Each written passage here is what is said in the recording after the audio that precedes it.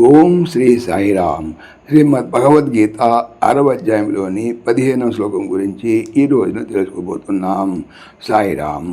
భగవానుడు గత శ్లోకములో ముఖ్యమైనటువంటి విషయాలు తెలియజేసినటువంటి తెలుసుకుందాం. ధ్యానము చేయువాడు శరీరము, కంఠము, శిరస్సు మూడింటిని సమముగా ఉంచి ఏమాత్రము కదలక ధ్యానము పూర్తి వరకు మధ్యలో లేవక స్థిరముగా కూర్చునవలను. దృష్టిని నాసికాగ్రమందు అంటే ముక్కు కొనయందు దిక్కులు చూడరాదు. నాసికాగ్రమందు ఉండాలి, దిక్కులు చూడకూడదు. ధ్యానాభ్యాసి ప్రశాంత చిత్తుడై ఉండవలను, నిర్భయుడై మెలగవలను, బ్రహ్మచర్య వ్రతము అవలంబించవలను, మనస్సును విషయములపైకి పోనీక సంయమనవలను.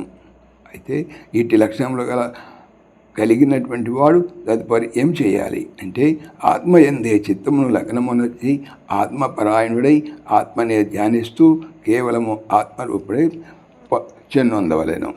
అయితే ఇప్పుడు రాబోయేటువంటి 15వ శ్లోకములో అటువంటి ధ్యానముక ఫలితాన్ని వచించున్నారు.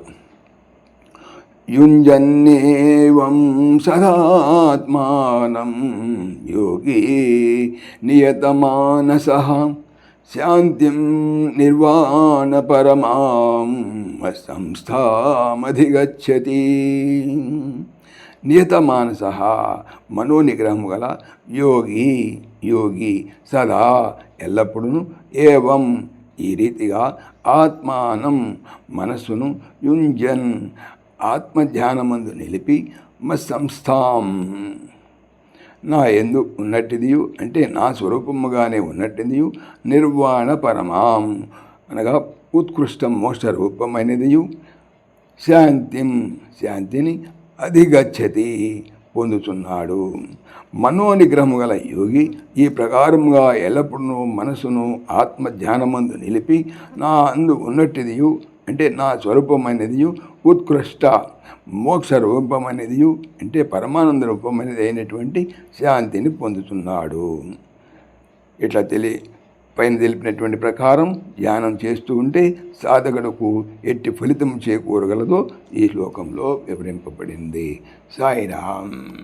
ఓం దేవకీ నందనాయ విద్మహే వాసుదేవాయ ధీమహి తన్నః కృష్ణ ప్రచోదయాత్.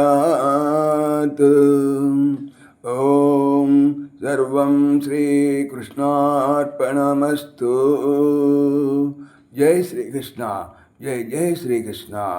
ఆత్మీయులకు మనవి, ఈ ఛానల్తో పాటుగా భగవానుడు అనంత మహిమల శ్రీ సత్యసాయి అనేటువంటి మరొక ఛానల్ను నా చేత చేయిస్తున్నారు. దీనికి సంబంధించిన లింక్ డిస్క్రిప్షన్లో చూడవచ్చు.